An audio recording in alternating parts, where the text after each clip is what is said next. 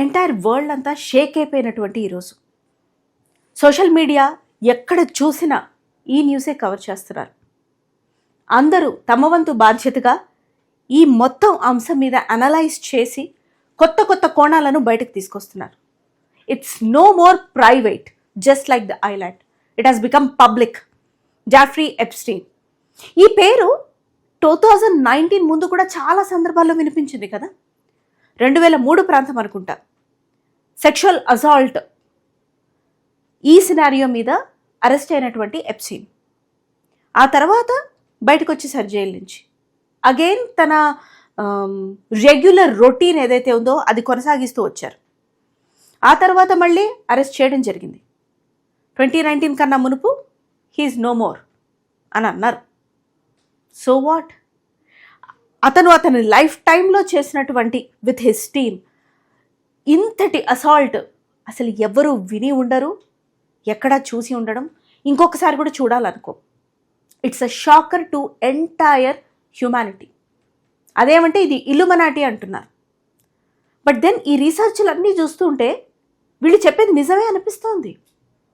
So called big names, పెద్ద singers, music industry, Hollywood pop music industry, వాళ్ళు చేసే signals, వాళ్ళు వేసుకునే ఇల్లుమినాటి, వాళ్ళు ఆ స్లోగన్స్ వేసుకోవటం, ఆ రోమన్ నంబర్స్ అండ్ అందరు పాట అయిపోయిన తర్వాత ఇలా చేయటం, ఇదంతా కూడా the other world, more darker, more powerful, more secret వరల్డ్కి వీళ్ళందరూ వాళ్ళ సోల్స్ని సరెండర్ చేసినటువంటి వాళ్ళు అని అంటున్నారు. మెనీ నేమ్స్, బియాన్స్ కావచ్చు, మైకల్ జాక్సన్ కావచ్చు, అసలు ఒకరని చెప్పలేం మనం. బాలీవుడ్ స్టార్స్ రీసెంట్గా బయటకు వచ్చింది 18 గంటల క్రితం ఆ అప్డేట్ ఎప్స్టీన్ ఫైల్స్ నుంచి.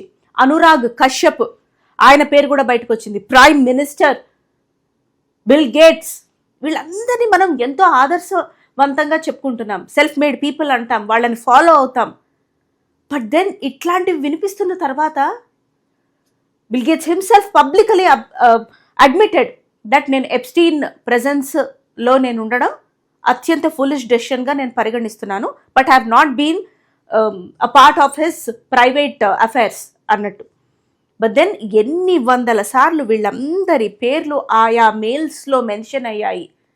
ఒక్కొక్కటిగా బయటకు వస్తుంది.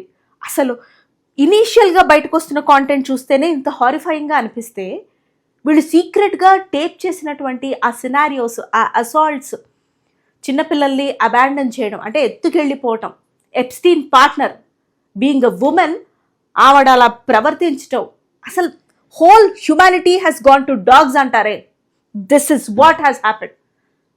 భగవంతుడు ఉన్నాడా అని ప్రశ్న కూడా వేస్తుంది. ఒకవేళ దేవుడు ఉంటే ఈ ప్రైవేట్ ఐలాండ్ ఎవరైతే ఈ ఎప్స్టీన్ ఓన్ చేసుకున్నాడో ఏ సునామీ ఎందుకు దాన్ని ఎఫెక్ట్ చేయలేకపోయింది?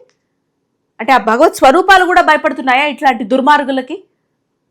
ఆ నానుడి నిజంగా భావోద్వేగాలలో ఎన్నో మాటలు దొరలచ్చుగాక ఈ రోజున.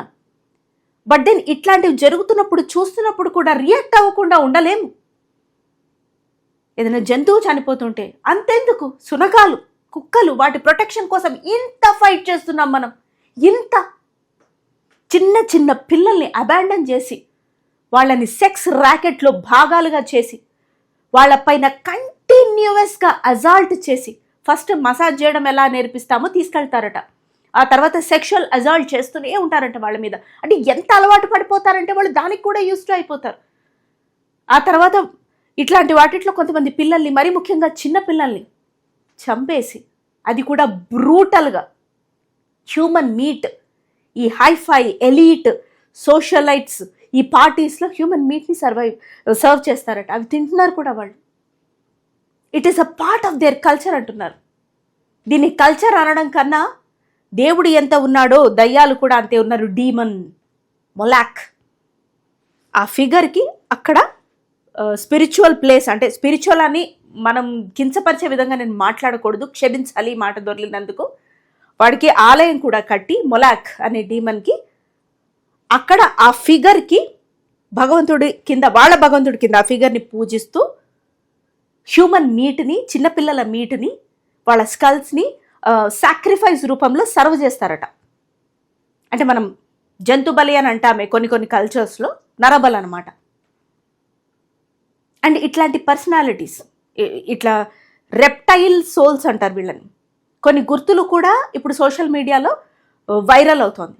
అంటే ఒక బ్లాక్ ఐ ఉండడం, వాళ్ళ కళ్ళు నవ్వుతూ ఉంటే ఆ షేప్ ఇట్లా మారి రావటం, వియర్డ్గా వాళ్ళు ప్రవర్తించడం పబ్లిక్లో ఉన్నప్పుడు, నాలుక బయట పెట్టి వియర్డ్గా నవ్వుతూ, మరీ ముఖ్యంగా ఇక్కడ కొన్ని గుర్తులు ఉండటం, చిన్నపిల్లల్ని చూస్తే ఇట్లా కొరుకు రెప్టైల్స్ చేస్తాయి అట్లా నాకుతూ కొరుకు తినాలని, అట్లాంటి బిహేవియర్ ప్యాటర్న్స్ వీళ్ళలో కనపడటం, చాలా డీటెయిల్డ్గా అనలైజ్ చేస్తున్నారు.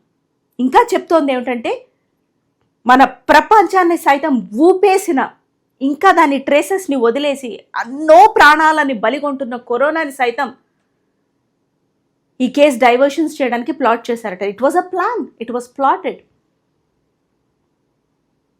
ఒక దేశం అభివృద్ధిని డౌన్ సైజ్ చేయడానికి కరోనా చైనాలోనే పుట్టింది అని ప్రచారం చేశారు. ఆ తర్వాత ఇది నిజం కాదు అని చెప్పి ఆ సదరు దేశాల అధ్యక్షులు ఎవరైతే ఉన్నారో వాళ్ళు స్పష్టం కూడా చేశారు. It is clear now. ఎందుకు కరోనాని ప్లాట్ చేసింది? పాపులేషన్ తగ్గించాలనే ఉద్దేశంతోనే.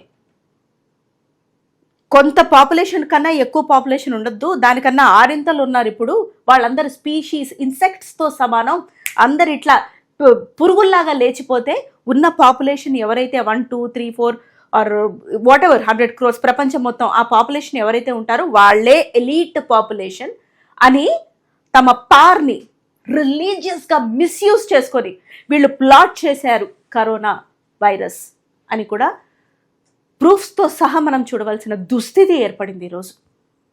ఒకవైపు మన దేశంలోనే మన దేశ రాజధాని ఢిల్లీలోని 800కు పైగా గర్ల్స్, అందులో 190 or 200 వరకు బాయ్స్, మైనర్స్ మేజర్గా, విమెన్, వీళ్ళందరూ మిస్సింగ్కి వెళ్తున్నారు.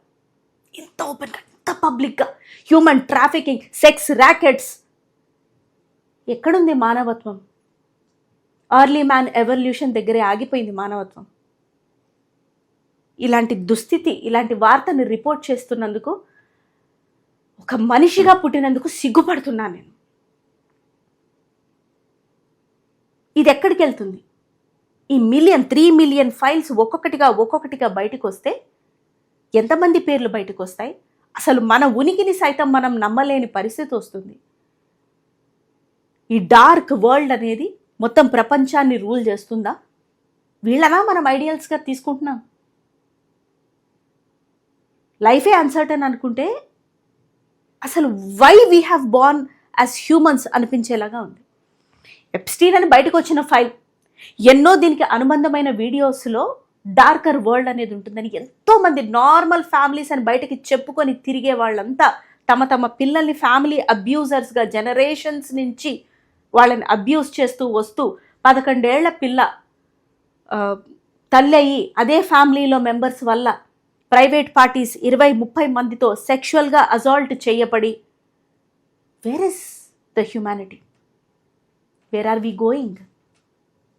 ఇది మనం జీవితం, ఇది పద్ధతి, ఇది బతుకు కింద చెప్పుకుందామా? ఇన్ని ప్రూఫ్స్ బట్టబయలవుతున్నా కూడా no proper action, no proper arrest, no proper investigation. ఇలా చెప్పుకుంటూ పోతే ఇందులో ఇన్వాల్వ్ అయి ఉన్న వాళ్ళు ఎంతమందికి శిక్ష వేసుకుంటూ పోతారు? It's a big question on humanity today. Please leave your comment under the video.